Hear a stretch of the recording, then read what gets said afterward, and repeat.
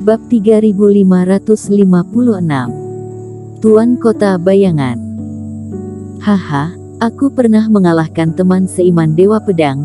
Kali ini aku akan menghasilkan banyak uang. Tahukah kalian bahwa panggung berdarah percaya bahwa Sepo bisa menang? Aku tidak mengalahkan batu roh, tetapi pernah melihat seorang jenis menunjukkan kekuatan Dewa Pedang Jiushu, dan akhirnya menusuk panggung berdarah yang bermartabat itu membuat panggung berdarah terdiam. Tentu saja, ini adalah keajaiban yang jarang terlihat dalam ribuan tahun.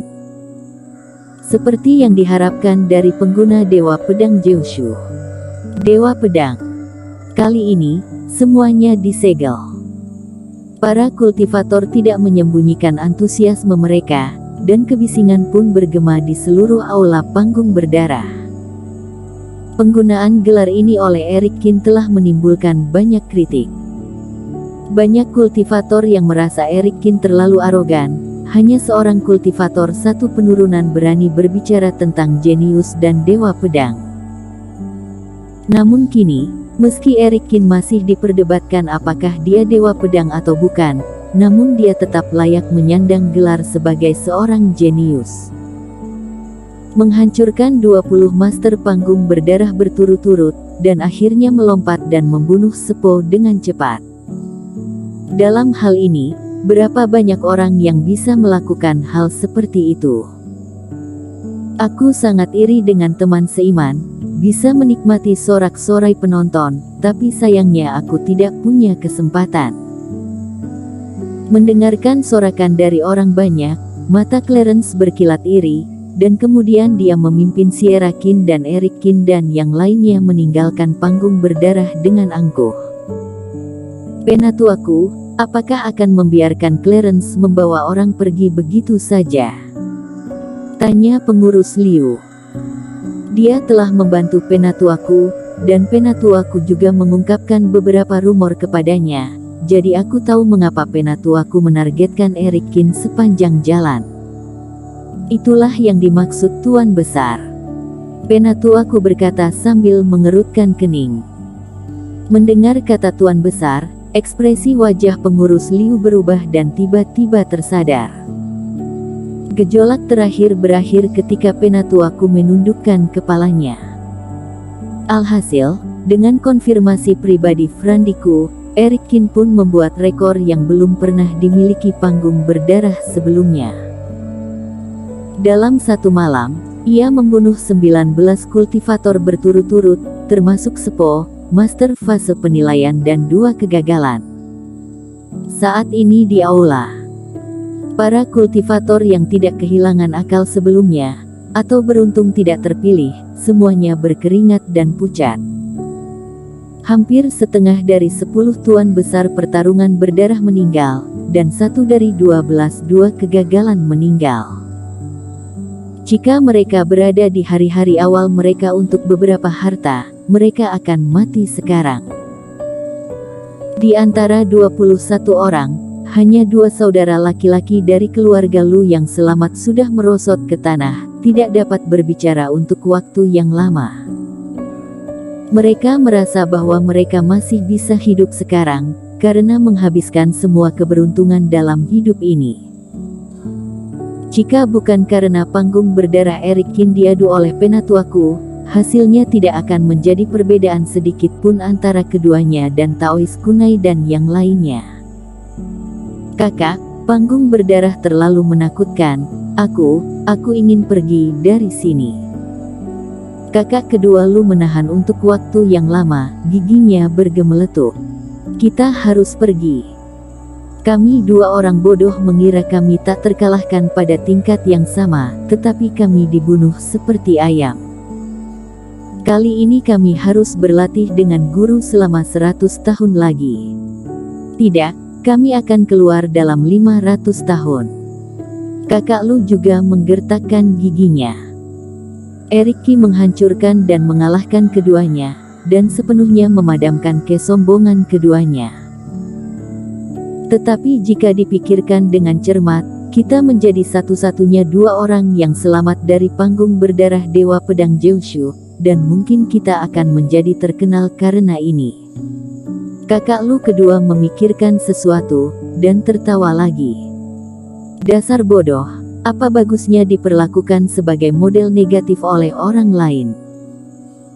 Nama Dewa Pedang Jeoshu pasti akan segera menyebar ke daratan Jeoshu, dan kemudian kita akan...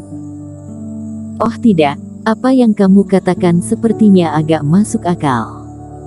Kakak Lu berkata di tengah jalan, menatapnya, dan tertawa beberapa kali. Meskipun memalukan untuk dikalahkan, sebagai satu-satunya yang selamat, bukankah dia akan memiliki lebih banyak wajah daripada orang mati lainnya? Ngomong-ngomong, kali ini kita berhutang nyawa kepada teman seiman Dewa Pedang ini, dan jika kita bisa melihatnya lagi di rapat terbesar, saudara-saudara kita harus menebusnya. Kakak Lu berkata dengan serius lagi. Pada saat itu, keduanya benar-benar pingsan. Jika Eric Kin mau, mereka sudah lama mati. Hal ini masih sangat jelas bagi mereka. Teman seiman Dewa Pedang ini pasti bisa membunuh kita, namun diperkirakan kita sama dengannya, dan kita semua dilatih oleh tubuh Taois, mungkin karena itu dia melepaskan kita. Tepat ketika saudara adik kakak keluarga Lu, satu-satunya dua yang selamat, hendak berkemas dan pergi. Eric Kin dan Tracer Taois juga diajak Clarence untuk pergi ke Istana Bayangan, termasuk Reddy Long.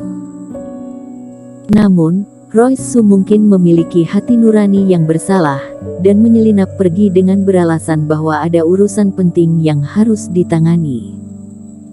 Tuan Muda Istana, mengapa aku merasa bahwa Frandiku tidak terlalu menghormati Anda? Dia adalah seorang penatua, beraninya dia menjadi begitu sombong. Di kereta besar, beberapa orang berbicara, dan mereka akrab satu sama lain. Melihat bahwa Clarence memiliki kepribadian yang lugas dan mudah bergaul, Reddy Long mau tidak mau dan bertanya dengan berani. Sebelumnya, Clarence sudah mendarat di panggung berdarah dan menegaskan bahwa dia mendukung Eric Kin, namun Frandiku masih enggan dan tidak terlalu menempatkan Clarence sebagai ahli waris. Memang, apalagi yang orang itu katakan, panggung berdarah bukan situs Istana Bayangan, apakah panggung berdarah itu ada dengan sendirinya? Tracer Taois juga bertanya-tanya. Kejadian ini memang melibatkan rahasia yang sangat rumit di kota Bayangan. Clarence tersenyum masam. Tapi karena kamu pernah mendengarnya, dan itu bukan rahasia besar, aku akan mengatakannya langsung. Kamu menebak dengan benar. Panggung berdarah itu milik kota Bayangan, tapi itu sebenarnya bukan Istana Bayangan kita yang bertanggung jawab. Sederhananya, berdirinya kota Bayangan tidak hanya bergantung pada ayahku saja. Faktanya, seperti yang kamu lihat, kota bawah tanah yang begitu besar menempati ruang antara Kyushu dan klan iblis. Area kacau membutuhkan banyak sumber daya manusia dan keuangan, dan itu tidak dapat diselesaikan oleh satu orang. Jadi sebenarnya kota Bayangan dipimpin oleh ayahku, dan dia menghabiskan banyak energi dan tenaga, tetapi di belakangnya, ada juga pihak yang memberikan banyak dukungan. Aku tidak akan mengatakan siapa faksi itu, tetapi setelah sukses mendirikan kota Bayangan, permintaan dari faksi ini adalah untuk mendirikan panggung berdarah untuk pertandingan di kota Bayangan, dan mereka yang bertanggung jawab.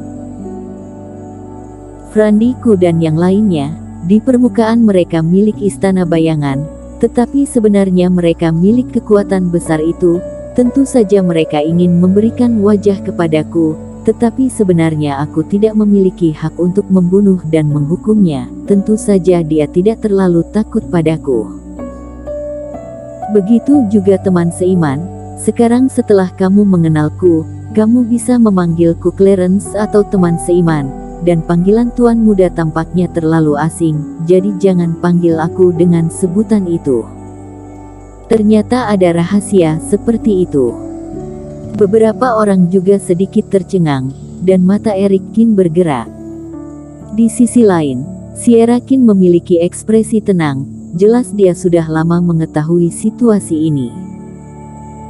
Tentu saja, jika teman seiman Cheng dan teman seiman Hu masih tidak mengerti, kalian bisa bertemu ayahku nanti dan bertanya secara langsung.